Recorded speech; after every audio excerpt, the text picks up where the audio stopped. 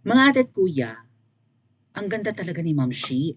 Mala Mama Mary, 'di ba? Sino ba si Ma'am Shi?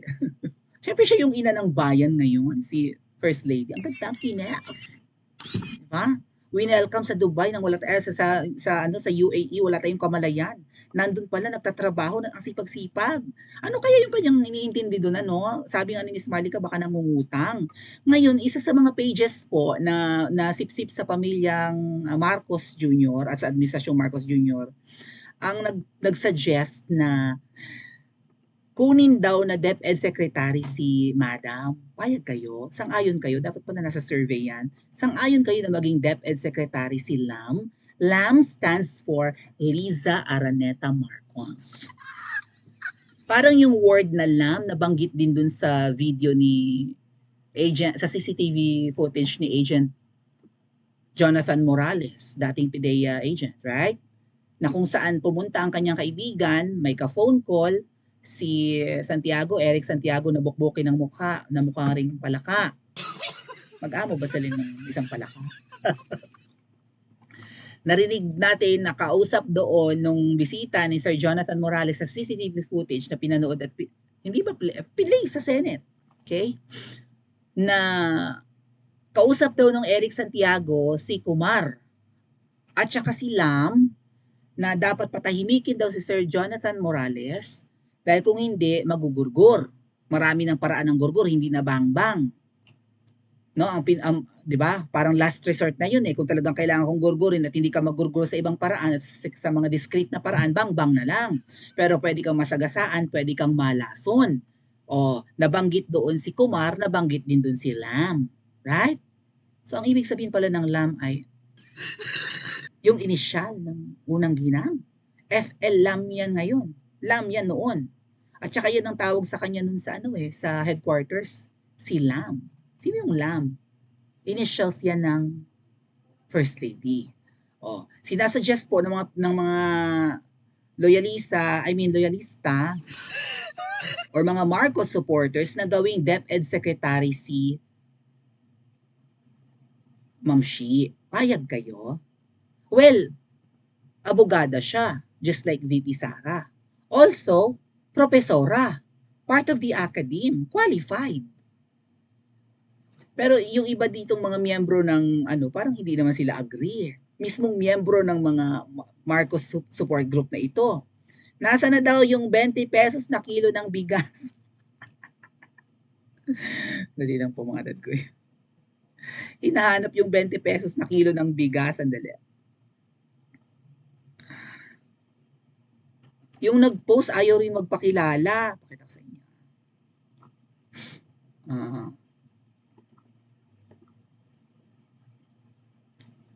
Hold on a sec. What the heck? Dali lang po ha. Ba't nabubura ang aking mga massage? Anyway. Oo. What the heck? Anyway.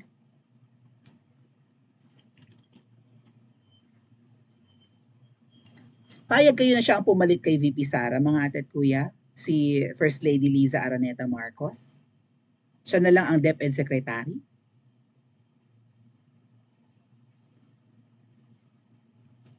Dapat niyang kagatin to kasi maraming pera sa DepEd. DepEd ang may pinakamalaking chunk ng budget taon-taon. Tapos next year lalakihan pa yung budget, magiging 6.2, 6.3 trillion. 'Di ba? So far, ang DepEd ngayon ay merong almost 800 billion budget. Actually, 700 billion. Mga ganon, may putal-putal, di ba? Yung unprogrammed funds ni Kuting, mas malaki pa sa budget ng DepEd. Saan dinala?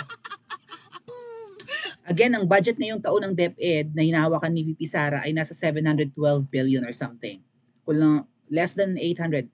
Ang unprogrammed funds na nakasingit or pinondo ngayong taon ni President Marcos ay 800 billion. Mas malaki pa sa budget ng DepEd. Ang budget ng DepEd para saan? Sweldo ng mga teachers, maintenance and other operating expenses ng mga eskwelahan, renovation, pagpapatayo ng mga schools, books, computers, internet, and whatnot. At kung ano pa mga pangangailangan ng schools ay all over the Philippines naman po, may public school, di ba? So kaya of all the department, ang DepEd ang may pinakamalaki.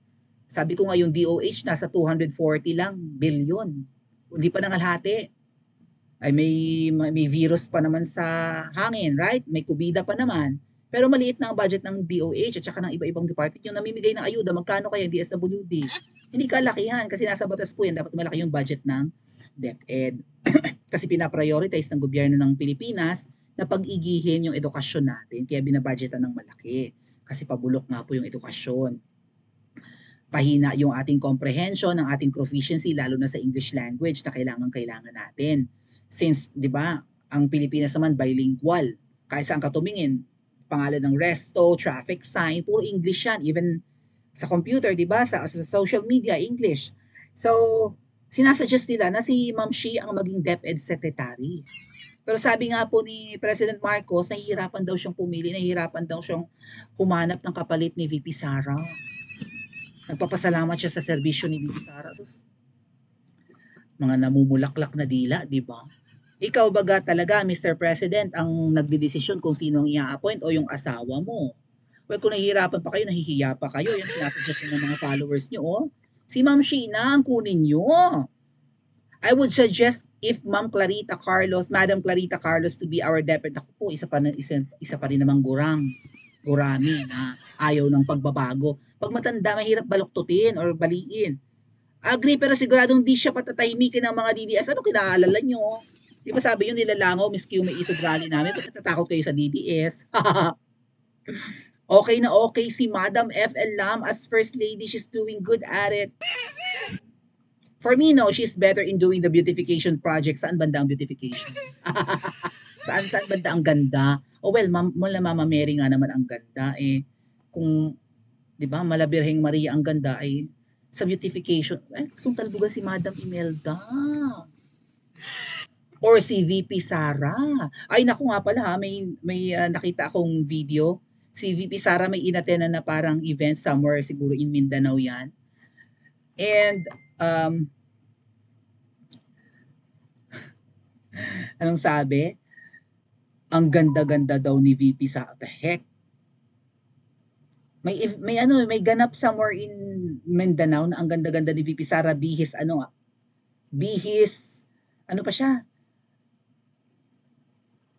Parang pang katutubo yung suot niya Mindanaoan outfit. How can I show it to you? Dali. Anyway, gandang kaiinggitan talaga ng bonggang-bongga ni Ma'am Shi. Maybe I'll open hold on. Baka may makita ako din Ba't ka nahihirapan, Mr. Marcos Jr., na humanap ng kapalit ni VP Sara?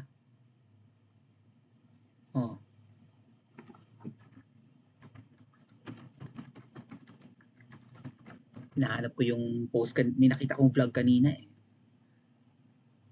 May inatenan siyang event na ang bihis niya ang ganda. Hindi ko makita. Anyway.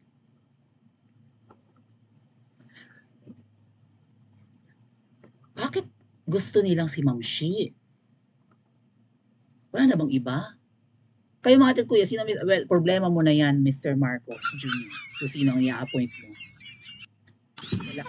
Para mas matutuwa pa kami sasakit ang ulo mo. Pero Diyos ko po, kasi may post po siya na parang gano'n, ang dating ay hirap na hirap po siyang paltan si VP Sara. Correct. At pabor nga sa inyo na bumitaw si VP Sara. Dahil hanggat may hinahawakan siyang departamento, matutuwa yung nasasakupan niya.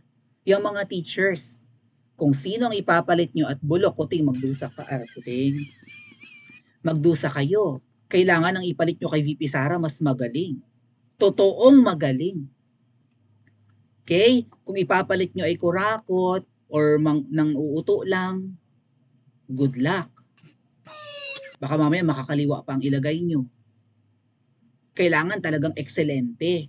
Sa 2 years na ginawa ni VP Sara, kinatuwaan siya ng lahat ng teachers, mapapinklawan man, mapapulahan, DDS, Apolitical teachers, lahat na-appreciate ang ginawa niya sa DepEd. Nakakita, nakaramdam ng pagbabago ang mga teachers at ang mga school administrators rather. Tapos yung kaisa-isa mong secretary na nagtatrabaho ng maayos, actually top performer mo, Mr. Marcos, pinayagan mong makawala, hindi mo kinontra. Well, pabor siguro sa inyo yan kasi maipapakita ni VP Sara ang kanyang integridad at marami ang napapalapit sa kanya, nakikitang mas magaling sa'yo. Kaya pabor sa inyong nag-resign siya. Pero syempre, parang ano yan no? Double-edged sword or something, hindi rin magiging paborable na bumitaw si VP Sara. Hindi niyo siya inalagaan. Binudol niyo. Tapos ngayon, hindi man lang kayo naghabol. Huwag mo namang pabayaan itong DepEd. Kawawa naman. Hindi kami makakita ng iyong kapalit. Ay di ipalit mo ang iyong asawa. Nire-recommend na ng mga loyalista eh. Marami pang pera sa DepEd. Anong mahirap? Huwag na kayong mahirapan. Kami na lahat. Kami. Ano ba ibig sabihin ng kam-kam? Pa-comment nga po sa comment section at mag-like and subscribe din po kayo.